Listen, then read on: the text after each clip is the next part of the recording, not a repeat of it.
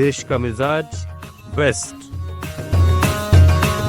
महाराष्ट्र के अहिलानगर जिले के सौंदला गांव ने खुद को जाति मुक्त घोषित कर दिया है।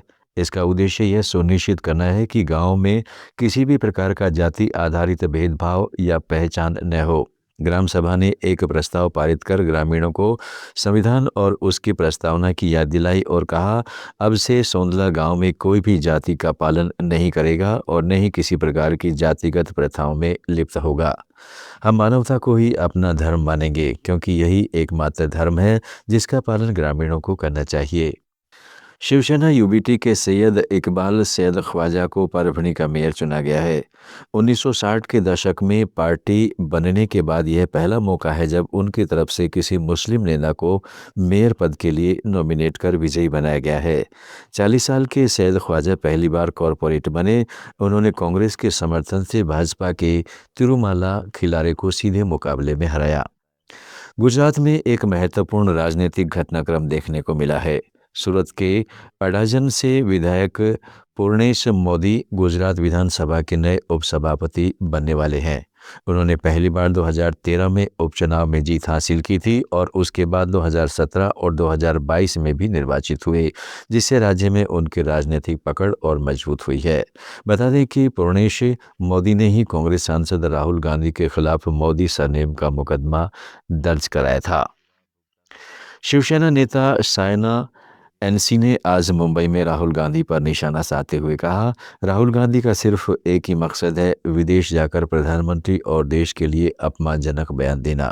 नेता प्रतिपक्ष को नहीं पता कि जब हम भारत के प्रमुख क्षेत्र डेटा, कृषि, खाद्य, ऊर्जा आपूर्ति को व्यापार में सशक्त बना रहे हैं तो विश्व स्तर पर निर्यात बढ़ाएंगे। इसलिए पहले थोड़ा समझ लीजिए और थोड़ा पढ़ लीजिए, फिर आपको पता चलेगा कि भारत अमेरिका व्यापार समझौता क्या है। गोवा के विवादित Birch by Romeo Lane night club को गिराने के आदेश को चुनौती देने वाली याचिका के खारिज होने के बाद अरपुरा नागोवा पंचायत ने उस इमारत को गिराने की प्रक्रिया शुरू कर दी है। यह नाइट क्लब 6 दिसंबर की अग्निकांड में जलकर खाक हो गया था, जिसमें 25 लोगों की जान चली गई थी। पंचायत के सचिव धर्मेंद्र गोवेकर ने बताया कि पुलिस से क्लब के मूल दस्तावेज उपलब्ध कराने को कहा है, ताकि ब्लॉक विकास अधिकारी को सूची भेजकर विध्वंस की कार्रवाई की जा सके। राजस्थान के बहुचर्चित 30 करोड़ रुपए के धोखाधड़ी मामले में सुप्रीम कोर्ट ने फिल्म मेकर विक्रम भट्ट की पत्नी श्वेतांबरी भट्ट को अंतरिम जमानत दे दी है, लेकिन विक्रम भट्ट को फिलहाल राहत नहीं मिली है। चीफ जस्टिस सूर्यकांत की बेंच ने विक्रम भट्ट की याचिका पर सुनवाई के लिए 20 फरवरी की तारीख तय की है। पीठ ने शुक्रवार को यह आदेश सुनाया। इससे पहले राजस्थान हाईकोर्ट ने भट्ट दंपति की जमानत याचिका खारिज कर दी थी, जिसके बाद उन्होंने शीर्ष अदालत का दरवाजा खटखटाया। कांग्रेस विधायक रोहित बोहरा के मुद्दे पर आज राजस्थान विधानसभा में पक्ष और विपक्ष के सदस्य आमने सामने हो गए। सत्ता पक्ष ने आपत्ति जताते हुए बोहरा पर कार्रवाई करने की मांग की। बीजेपी विधायक श्रीचंद कृपलानी ने कहा है कि राजाखेड़ा के कांग्रेस विधायक के किए गए इशारे विधानसभा की गरिमा और मर्यादा के खिलाफ हैं। संसदीय कार्य मंत्री जोगराम पटेल ने भी कहा है कि विधायक किसी भी पक्ष का हो, इस तरह का आचरण बर्दाश्त करने लायक नहीं है।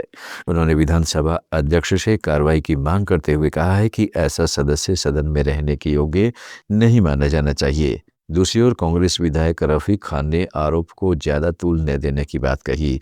उन्होंने कहा है कि यह कोई इतनी बड़ी बात नहीं है।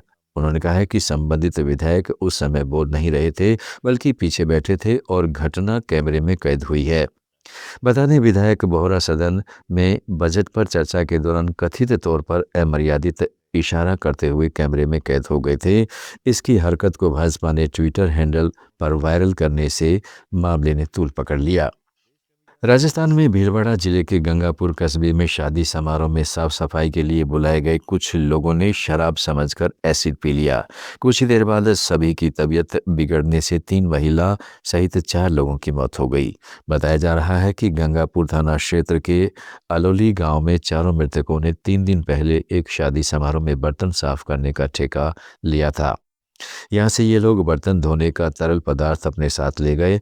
घर पहुंचने के बाद इन्होंने गुरुवार देर रात तरल पदार्थ को शराब समझकर पी लिया। आप सुन रहे थे let's smile more than radio. Follow कीजिए हमें हमारे सोशल मीडिया प्लेटफॉर्म्स पर।